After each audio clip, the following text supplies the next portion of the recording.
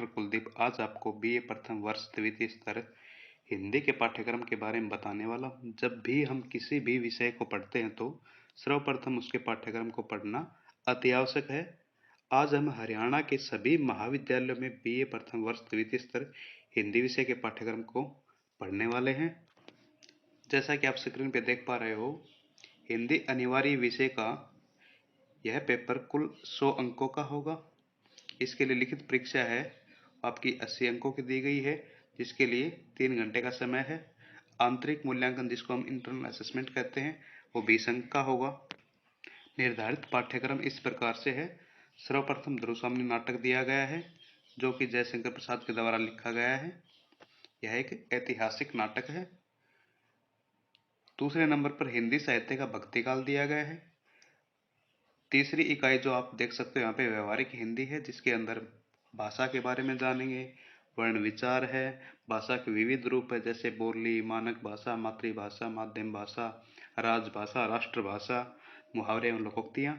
इसके अलावा जो आपकी अंतिम इकाई है वस्तुनिष्ठ प्रश्न, ये पहली तीनों यूनिट से छोटे प्रश्न आपके पूछे जाएंगे। ध्रुवस्वामिनी नाटक में निर्धारित आलोचनात्मक प्रश्न इस प्रकार से हैं। पहला प्रश्न इसमें दिया गया है, ध्रुवस्वामिनी नाटक का मूल प्रतिपाद्य। दूसरा प्रश्न है, ध्रुवस्वामिनी नाटक की पात्र योजना। पात्र योजना में इसकी जो नायिका है वो ध्रुवस्वामिनी ही है। इसके नायक चंद्रगुप्त हैं।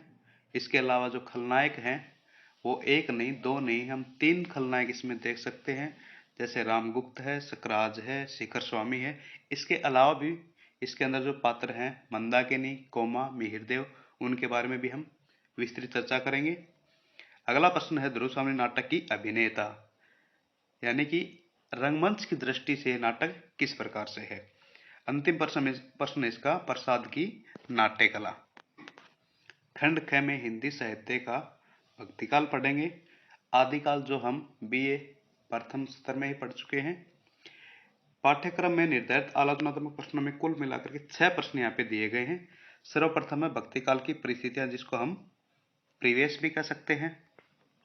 जहां पर भी आपको कहीं भी परिस्थितियां या परिवेश नजर आए, वहां मुख्य रूप से आपको 5-6 पॉइंट याद रखने हैं, जैसे ऐतिहासिक परिस्थितियां, सामाजिक परिस्थितियां, धार्मिक परिस्थितियां, सांस्कृतिक परिस्थितियां और साहित्यिक परिस्थितियां।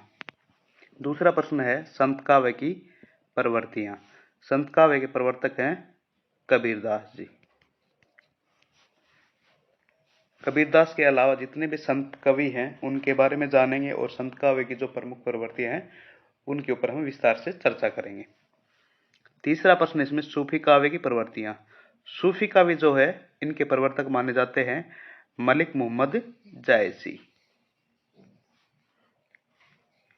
चौथा जो प्रश्न हमारा वो है राम काव्य की प्रवृत्तियां। राम काव्य के जो प्रवर्तक माने जाते हैं वो गोस्वामी तुलसीदास। पांचवा प्रश्न है हमारा कृष्ण काव्य की प्रवृत्तियां। इनके जो प्रवर्तक हैं वो हैं सूरदास। और अंतिम प्रश्न आपका है, भक्ति काल को श्रवण युग क्यों कहा जाता है। अगर आप इसको एक ही पंक्ति में समझना चाहते हो तो भक्ति काल अपने पूर्ववर्ती और परवर्ती साहित्य में श्रेष्ठ होने के कारण श्रवण युग के नाम से जाना जाता है। तो इस प्रकार से हम भक्ति काल के कुल मिलाकर के 6 प्रश्नों पे अलग अलग क्लास में चर्चा करेंगे। खंड ग में यहाँ पे व्यवहारिक हिंदी को रखा गया है। व्यवहारिक हिंदी में जो निर्धारित विषय रखे गए हैं उसमें सर्वप्रथम है भाषा की परिभाषा क्या होती है। दूसरा प्रश्न बनेगा इसमें, भाषा के विविध रूप। बोली क्या है, मानक भाषा क्या होती है, राजभाषा क्या होती है, राष्ट्रभाषा क्या है, माध्यम भाषा क्या है, मातृभाषा क्या है। ये वाली जो पूरी की पूरी इकाई है, ये आने वाली जितनी भी शिक्षक भर्तियां हैं उन सब में आपके काम आने वाली है। तीसरा प्रश्न यहाँ पे दिया गया है, मानक भाषा की प्रवृत्तियां। चौथा प्रश्न बहुत ज्यादा इंपॉर्टेंट है, आप देख सकते हो, हिंदी वर्णमाला का।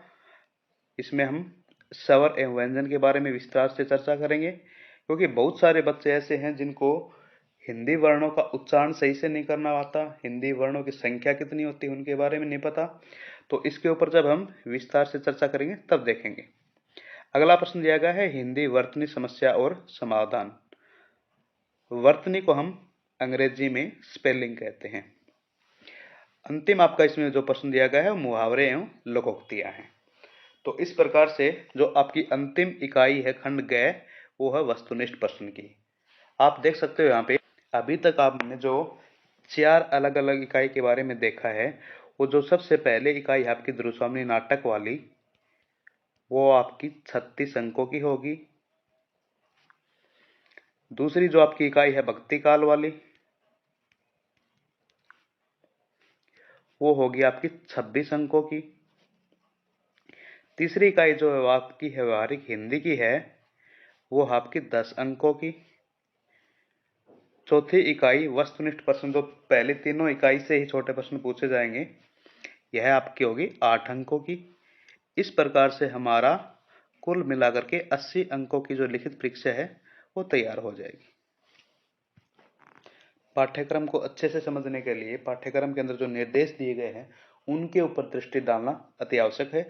सबसे पहले आप देख सकते हो खंड क में निर्धारित जो पाठ्य पुस्तक अपनी ध्रुवस्वामिनी है उसमें व्याख्या के लिए 4 अवतरण पूछे जाएंगे, जिनमें से परीक्षार्थियों को कोई भी दो की 6 प्रश्न व्याख्या करनी होगी। प्रत्येक व्याख्या के लिए आपके 6 अंक निर्धारित हैं। कुल मिलाकर के यह प्रश्न बनेगा आपका 12 अंकों का। दूसरा जो निर्देश इसमें दिखाया गया है खंड क में से ही जो निर्धारित आलोचनात्मक प्रश्न होंगे उनमें से 2 आलोचनात्मक जो बड़े प्रश्न आपके वो पूछे जाएंगे, जिनमें से परीक्षार्थियों को केवल एक प्रश्न का उत्तर देना होगा। यह प्रश्न 8 अंक का होगा। तीसरे निर्देश में हम देख सकते हैं कि खंड क में ही निर्धारित पाठ्य पुस्तक एवं आलोचनात्मक प्रश्नों में से 6 लघुत्तरीय प्रश्न पूछे जाएंगे, जो कि परीक्षार्थी को 150 शब्दों में किन्हीं 4 प्रश्नों का उत्तर देना होगा। प्रत्येक प्रश्न के लिए 4 अंक निर्धारित हैं। कुल मिलाकर के यह 16 अंकों का प्रश्न होगा। चौथे निर्देश में जो आपका खंड ख है, इसमें आलोचनात्मक प्रश्नों में से 4 प्रश्न पूछे जाएंगे, जिनमें से परीक्षार्थी को 2 प्रश्नों का उत्तर देना होगा। प्रत्येक प्रश्न 8-8 अंक का होगा। ये जो भक्ति काल वाली यूनिट है उससे दिए गए हैं। अतः इस प्रकार से यह प्रश्न कुल 16 अंक का होगा। पांचवा जो निर्देश इसमें खंड क में से ही खंड क में आप देख सकते हो निर्धारित प्रश्नों में से 4 लघुत्तरीय प्रश्न पूछे जाएंगे, जिनमें से परीक्षार्थी को 150 शब्दों में किन्हीं 2 प्रश्नों का उत्तर देना है।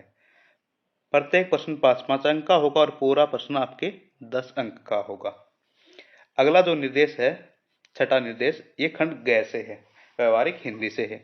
इनमें से कुल 4 लघुत्तरीय प्रश्न पूछे जाएंगे, जिनमें से परीक्षार्थी को 2 प्रश्नों का उत्तर देना होगा। प्रत्येक प्रश्न आपका 5 अंक का है। कुल मिलाकर के यह प्रश्न 10 अंक का होगा। अंतिम आपका जो खंड ग है अंतिम निर्देश, इसमें से कुल 8 प्रश्न वस्तुनिष्ठ पूछे जाएंगे, जो पहले आप तीनों इकाई देख चुके हो ध्रुवस्वामिनी नाटक से, हिंदी साहित्य के भक्ति काल से, व्यवहारिक हिंदी से। इनमें से 1-1 नंबर के प्रश्न पूछे जाएंगे 8, और सभी प्रश्न आपके अनिवार्य हैं। यह 8 अंकों का होगा। इस प्रकार से हम इस सिलेबस को जान पाए हैं।